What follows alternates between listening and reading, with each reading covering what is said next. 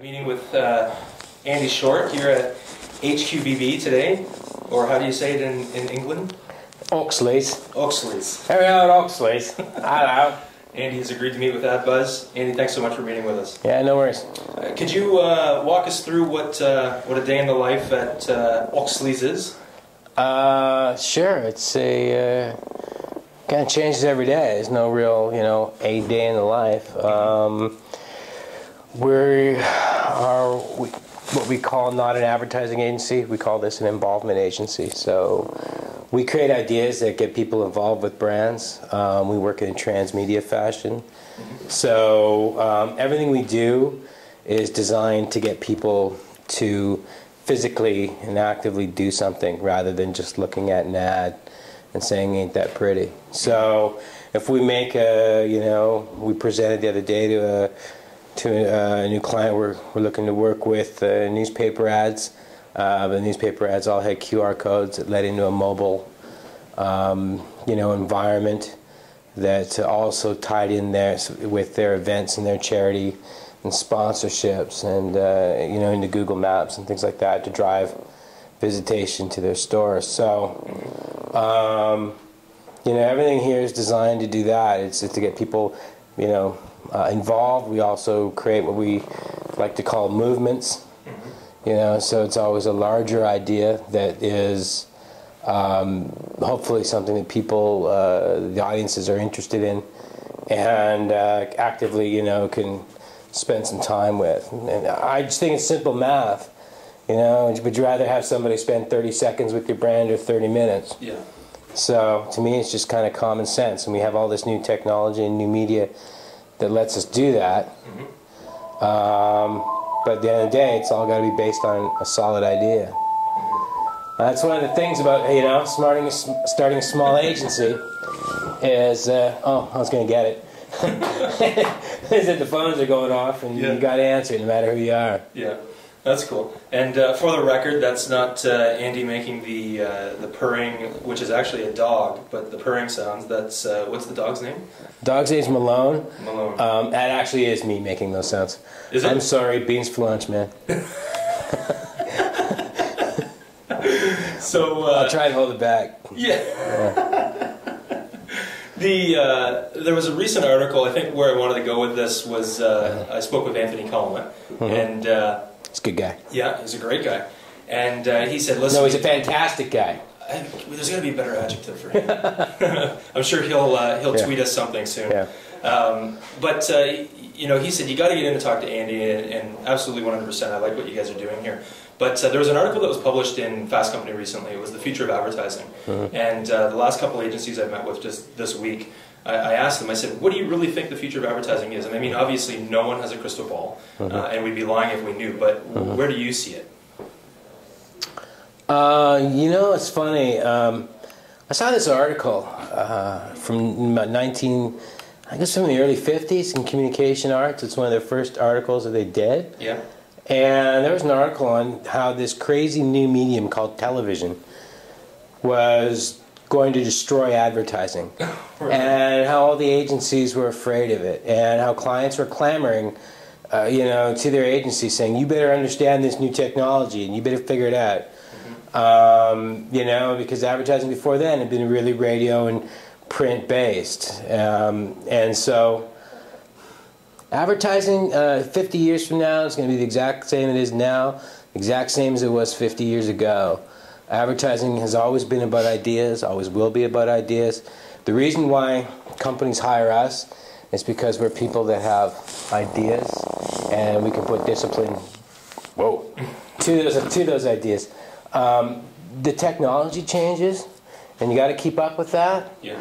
But the technology isn't advertising. Social media isn't advertising. Mobile platforms aren't advertising. If we're beaming stuff into the clouds, that's not advertising. Advertising is about coming up with ideas. Always has been, always will be.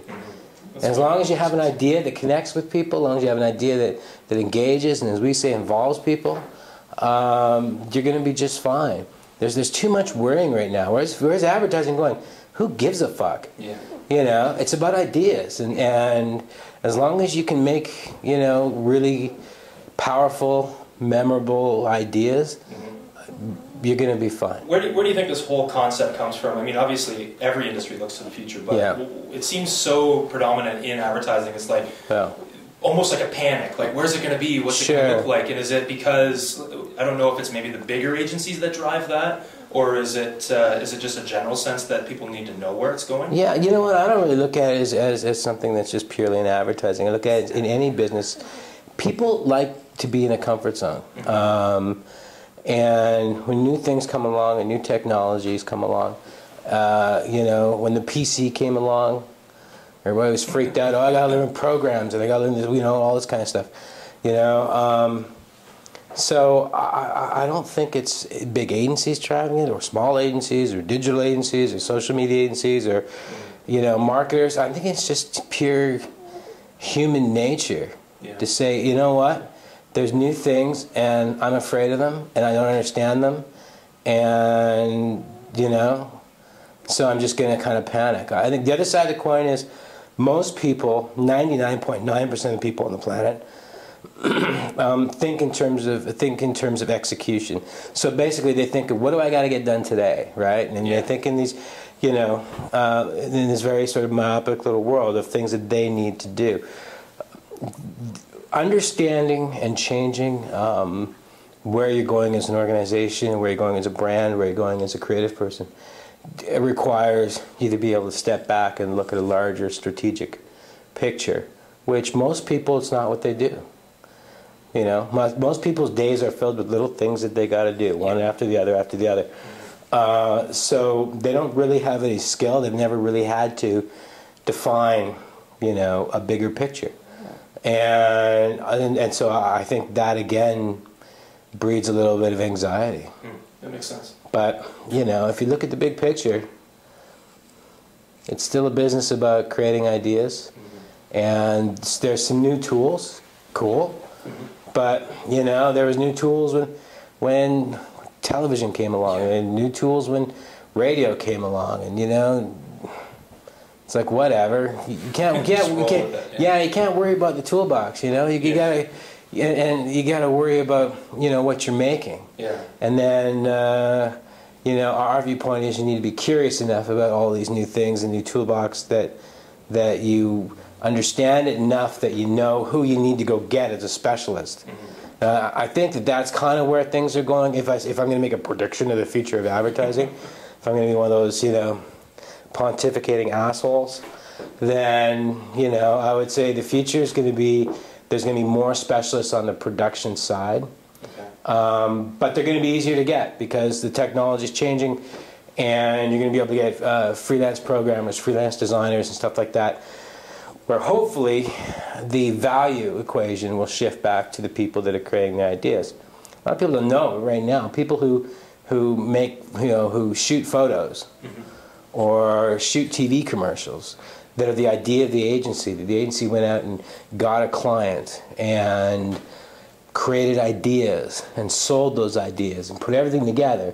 The production companies and you know, those photographers are making more money than the guys that are making the ideas, that are adding the value to the client, you know, to the clients' businesses. And I think that one of the things that technology allows the industry to do is take back a bunch of that value because it's so much easier now to produce stuff. Okay. Who would you say has been your biggest inspiration in this industry? Biggest inspiration in this industry? And maybe it's not even a person from the industry itself, but just working with you in your career. Like. No, there's been a few. There was a guy when I was just out of college and I was trying to get a job at our university. Sorry, Mom. Trying to get a job. There was a guy named Malcolm Cullen who used to be the president of Bates. He used to take me for dinner and lunch once in a while because he would notice that I hadn't eaten in 4 or 5 days. And he tried to help me, you know, get my first job in advertising, which he actually did. So he was a fairly big influence. There was a guy named Mark Stoiber who today runs a place called Change. Okay. I think now it's part of Maddox Douglas. I think now he's a vice president of some big American thing because they bought him out. Mark was always kind of an inspiration to me because he's a cool guy and a good creative guy and always stayed focused and very positive and goes into work every day and it's cool bananas. Yeah. You know, but very idea focused. So Mark was always a big inspiration. There's a guy named Chris Hetherington, first creative director I ever worked for, who made me wash his car. Seriously. Wax on, wax off. Yeah, but you know, he's a very talented creative guy, and no better job for a very first creative job than to sit up from 5 at night till 1, 2 in the morning. Yeah.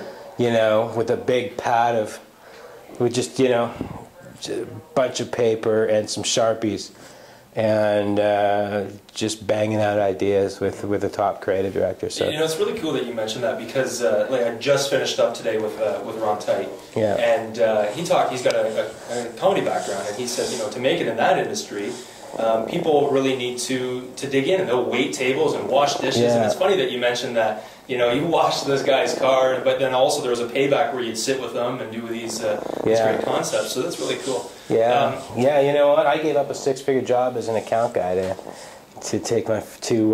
look for a job as a writer. Wow. And so okay, I think so my first writing job was less than $30,000. Yeah. After 2 weeks after I got married. Yeah. No, I never looked back. I think I had my first agency push in Calgary 4 years later. Yeah.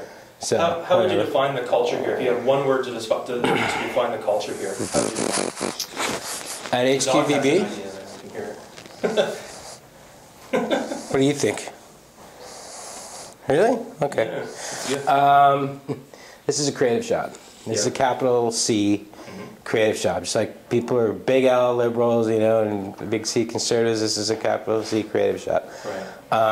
And that goes to do with everything from strategy to creative to production, you know, to how we work with our clients, to how we bill. Everything we do here is designed to fight against the rules, to create new rules, to just do things our own way, and have a ton of fun doing it. That's cool. And so it's you know, above all, capital C creative, and really gonna fall asleep on me? I'm just boring to you.